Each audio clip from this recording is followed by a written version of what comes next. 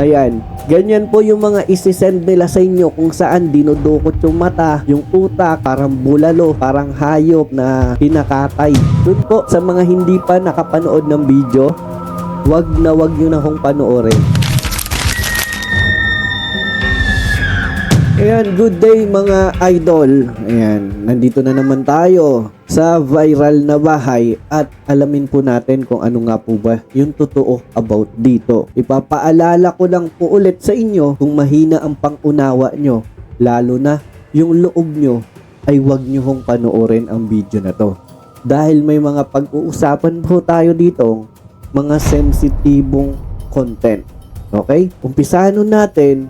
Kumakailan lang po ay naging trending po talaga itong bahay na ito, kung saan halos araw-araw po ay lumalabas po ito sa ating mga newsfeed. Napuno na nga din po yung inbox ko eh. Ang dami na hong nag-PPM sa akin na nagpapasend ng video na ito. Pero uulitin ko po sa inyo, ipapaliwanag ko po yan mamaya-maya. Okay, sumako po tayo patungkol sa viral na bahay na ito, kung saan ay lumalabas po na ang bahay na ito ay ginawan daw ng mga karumal-dumal na krimen, kagaya po ng ipapakita ko sa inyo. Ayan, ganyan po. Okay? Marami hong mga larawan dito na kumakalat. Ayan po, merong mga babae, 'di ba, na nakaluhod, merong nakahiga, meron pong mga something kung ano-ano ho yan, pero isa ho yang malagim na trahedya mga idol. At kung napanood nyo po yan nang hindi kayo nasusuka, napakalakas ho ng inyong loob patungkol dyan. Okay, at ito po, meron dinukot kasi dito yung mata. Meron din pong pinutulan ng leeg na parang manok. Meron nga rin pong dinukot yung utak. Medyo kakaiba. Kaya hindi po natin pwede ipakita yan dito sa YouTube. Pero ano nga po ba ang katotohanan sa likod ng bahay na ito? Sa ngayon, bago ho kayo maniwala sa mga kupal sa internet na ang bahay na ito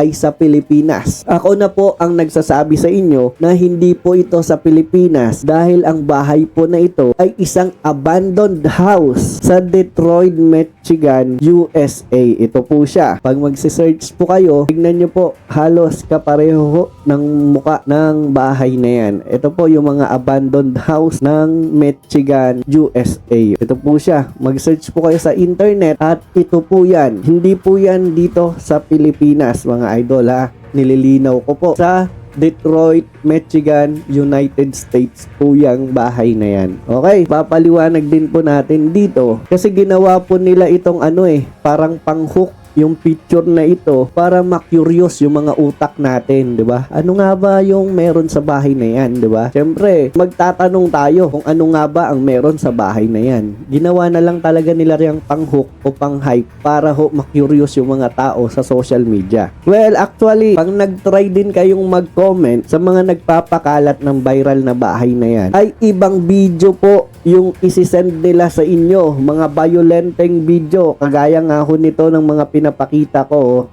Ayan, ganyan po yung mga isisend nila sa inyo kung saan dinudukot yung mata, yung utak, parang bulalo, parang hayop na pinakatay yung mga tao ho na nandyan. Alisin po natin yan dito, medyo masagwa sa mata. Ibang video ho yung isisend nila, mga violenteng video, kagaya ng mga napapanood nyo. Ayun nga po, sabi ko, nakakadiri, nakakasuka, na inuugnay ho nila sa bahay na ito. Matagal na pong video na yan, di ba? Umiikot na po yan sa mundo ng internet noon pa man. Ito po, yung kumakalat na video na to, ay mga cartel videos po na mula sa Mexico na matagal nang na-upload sa iba't ibang site. Okay?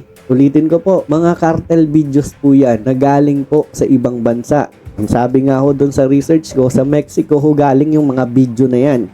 Okay?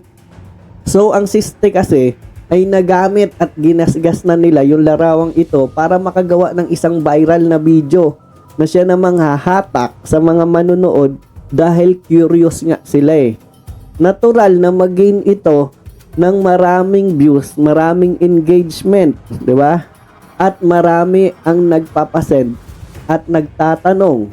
Siyempre, habang dumarami yung comments, nagba-viral ho ang isang video. Okay? Siyempre, yung iba inuutusan pa nila na mag-like and share, kung saan naging uto-uto yung isang tao doon, di ba? At ito pa, Ito ang way ng mga taong gutom na gutom sa engagement, mga idol, na kahit hindi totoo yung pangyayari sa bahay na yan, ay pinipilit pa rin nilang iugnay yung video na sinesend nila sa inyong nakakadiri sa bahay na yan. Which is hindi naman talaga nangyari yung kaganapan na yun sa bahay na ito.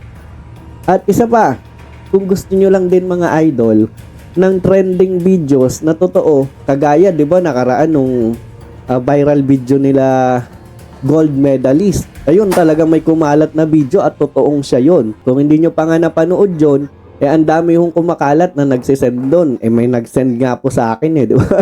Ayan. And ako, kung gusto niyo lang rin po ng mga totoong kwento, talaga dito kayong mag-subscribe sa akin. Kasi alam nyo po, pag may mga viral na ganyan at alam ko namang totoo at hindi siya labag sa karapatang pantao at sa social media platform, hindi siya nakakadistorbo sa mata at utak ng tao, lalo na sa kabataan, willing po akong bumuo ng group chat para lang ipakita sa inyo ang tunay na nangyayari. Pero sa ngayon po, pag mga ganyang klaseng video medyo disturbing, mamaya mapanood pa yan ng anak nyo, maging dahilan pa po yan ng pagiging violente nila paglaki, hindi na ho, di ba? At syempre, pag napapanood niyo yan, masyadong disturbing yan. Hindi kayo makakatulog niyan. Hindi kayo makakakain. Kaya, sa ngayon lang po, ang maipapayo ko lang, wag po kayong maniniwala sa mga kumakalat po na info about po sa bahay na yan. Okay?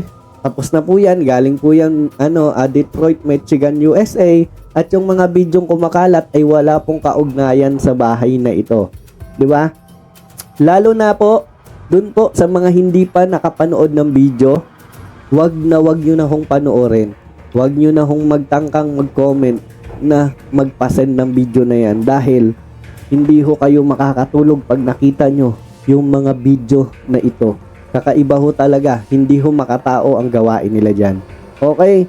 So, yun lang po for today's video. Binigyan ko lang po kayo ng short recap at paliwanag. Ang totoo sa bahay na ito ay hindi ho ito sa Pilipinas. Pangalawa, yung mga bidyong kumakalat na mga violenteng video ay galing ho yan sa ibang bansa at hindi po yan kaugnay sa bahay na to. Bale, ang video raw po ayon sa research ay galing ho sa Mexico. Mga cartel videos galing sa Mexico at malayo ho yan sa Detroit, Michigan, USA. Lalong-lalo na ho sa bahay na ito. So, yun lang po mga idol, and huwag nyo pong kalimutang mag-subscribe at pakiclick na rin po yung notification bell button dyan para maging updated po kayo lagi sa video na ipopost natin. So ako po si Tony Cal. God bless mga idol.